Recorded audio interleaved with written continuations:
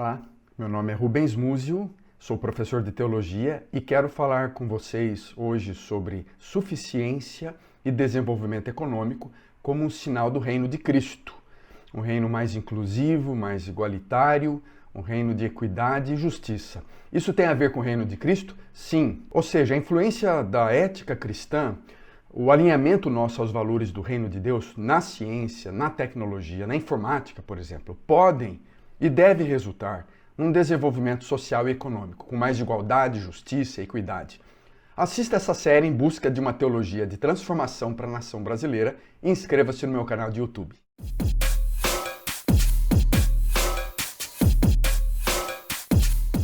Deus disse ao povo de Israel, não deverá haver pobre algum no meio de vocês, lá em Deuteronômio capítulo 15. Ao mesmo tempo, naquele próprio capítulo, o texto fala, haverá sempre pobres na terra. Inclusive é um texto citado por Jesus em Marcos capítulo 14, verso 7. Você percebe essa tensão? Não deve haver pobres, mas sempre haverá pobres na terra. Não deve haver pobres. Tendo em vista todo o poder da redenção, da criação de Deus, da transformação que Deus faz na vida das pessoas, isso também significa a restauração da vida, da saúde, da sociedade. Então qualquer desvio entre esse ideal de Deuteronômio, de não haver mais pobres, e a realidade descrita de que há pobres, esse se torna um projeto para o cristão, um projeto para as comunidades religiosas. O ideal bíblico de Deuteronômio 15 é uma promessa de Deus para o seu povo escolhido. Nenhuma pessoa pobre deverá ser encontrada na comunidade. Isso acontecerá, mas isso ainda não está presente plenamente.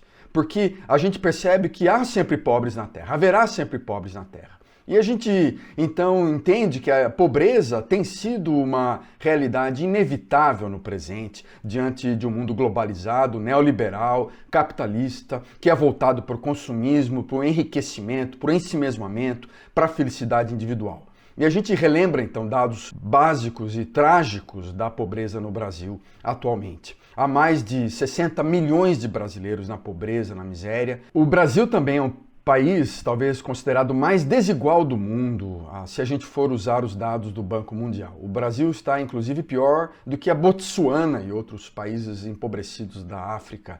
A pandemia do Covid-19 aumenta essa desigualdade social a um nível recorde, diminuindo a renda do trabalho, deixando milhões de brasileiros mais infelizes, mais miseráveis e com sentimentos negativos, inclusive piores do que a média global. O número de pessoas e famílias em situação de pobreza, indigência, miséria em todas as regiões do Brasil, mesmo nas áreas urbanas e rurais, o distanciamento entre os mais pobres e os mais ricos, a multiplicidade de formas de pobreza assume níveis nunca encontrados em precedentes históricos do Brasil.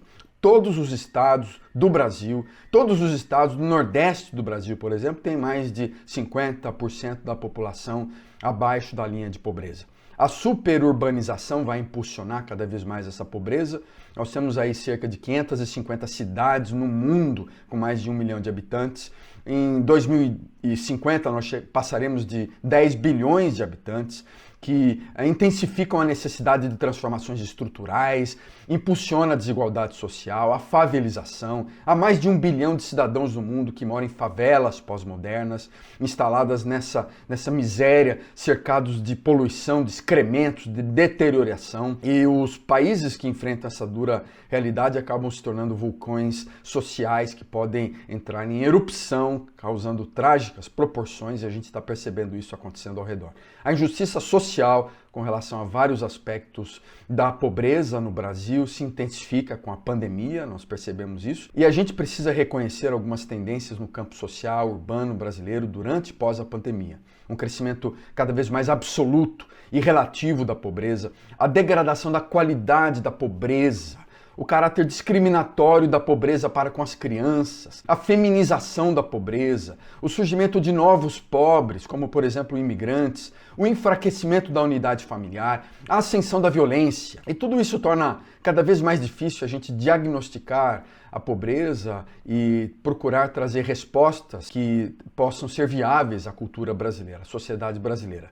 Mas ela começa, sem dúvida, com uma análise das múltiplas causas da pobreza, a corrupção, a impunidade, a ganância, a preguiça, a injustiça, a violência, o pecado.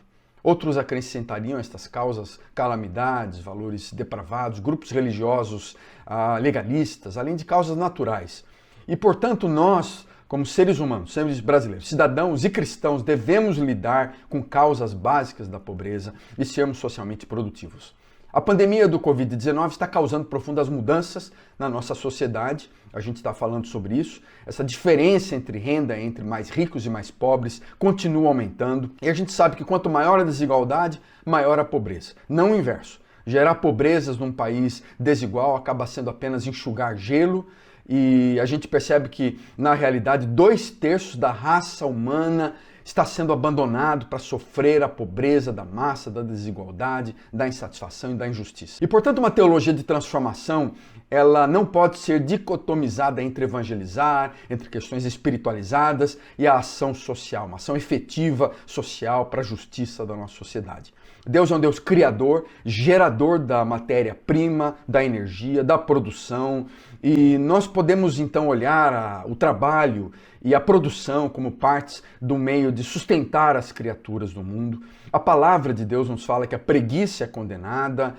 Paulo fala do povo de Deus como sendo aquele que precisa ter uma ética rigorosa, radical de trabalho, de dedicação. Quem não trabalha também não deve comer, Paulo fala, por exemplo.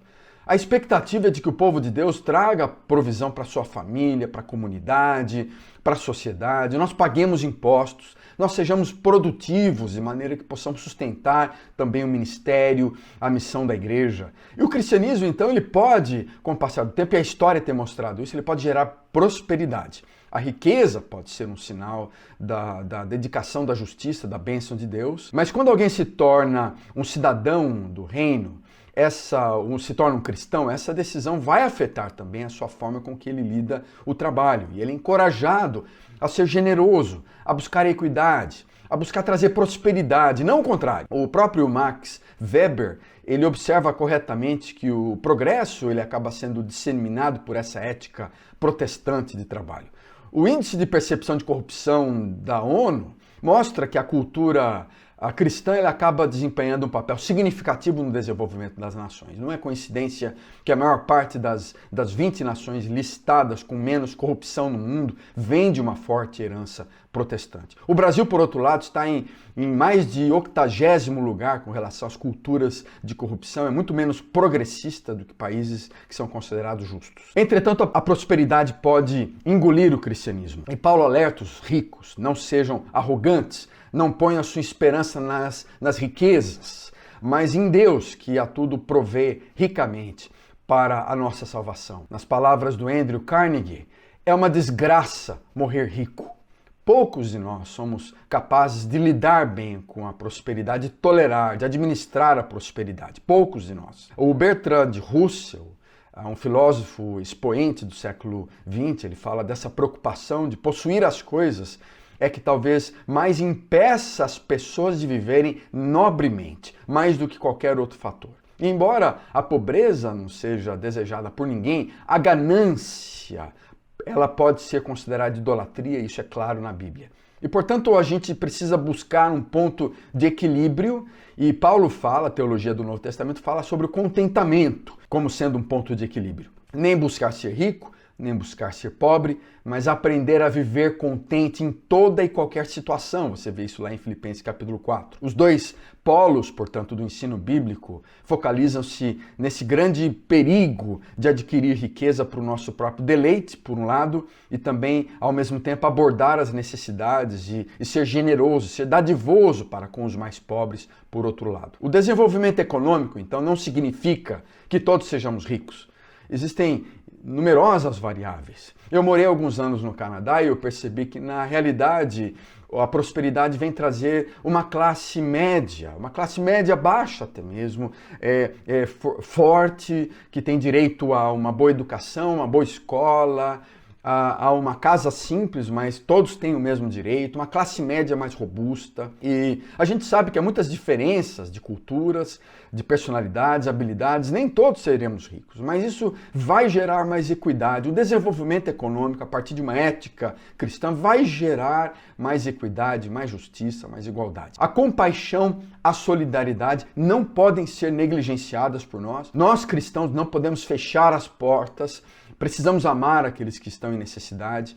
O próprio apóstolo Paulo fala sobre compartilhar mais com aqueles que estão em necessidade. E esses ensinos, então, exigem que nós dividamos. A gente precisa não apenas dar o peixe, mas ajudar os outros a pescar. Nós precisamos compartilhar e as igrejas deveriam dar e receber de todos os sentidos. As comunidades religiosas precisam se conscientizar dessa atitude nossa de servir, de ajudar, de não estarmos preocupados apenas com o nosso próprio enriquecimento, com as nossas próprias construções, com os nossos próprios sustentos. A dignidade do trabalho humano tem a ver com essa busca de produtividade, compaixão para ajudar aqueles que são mais carentes. E isso vai contribuindo para o desenvolvimento de uma democracia mais viável, de uma classe média mais forte. Miqueias, o profeta, resume tudo isso muito bem.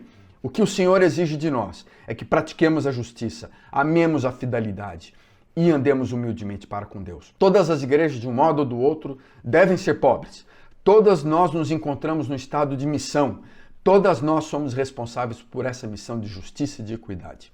É hora dos cristãos mais ricos pararem de se preocupar com o seu próprio enriquecimento, com a sua própria felicidade, com o seu próprio entretenimento e com o próprio acúmulo de bens e se tornarmos sérios com essa pobreza inspirada no próprio Senhor Jesus Cristo, com essa vida simples, não ser rico, desfazer pobre para com os outros. Robert Sider, um teólogo, fala sobre justamente isso. Se tão somente uma parte dos cristãos europeus, norte-americanos, começasse a aplicar os princípios bíblicos sobre a prática de compartilhar economicamente entre o povo de Deus em nível mundial, o mundo iria se surpreender. E se tão somente uma parte dos cristãos brasileiros compartilhasse economicamente, o Brasil iria se surpreender. Quais são alguns indicadores desses padrões ou metas que a gente poderia avaliar periodicamente o Brasil? Eu acho que algumas coisas importantes precisam ser feitas. As causas da pobreza precisam ser identificadas. O nível de pobreza precisa cair em meio à porcentagem da população para menos de 5%, 10% no máximo. Mercados internacionais e domésticos precisam estar voltados para serviços à comunidade.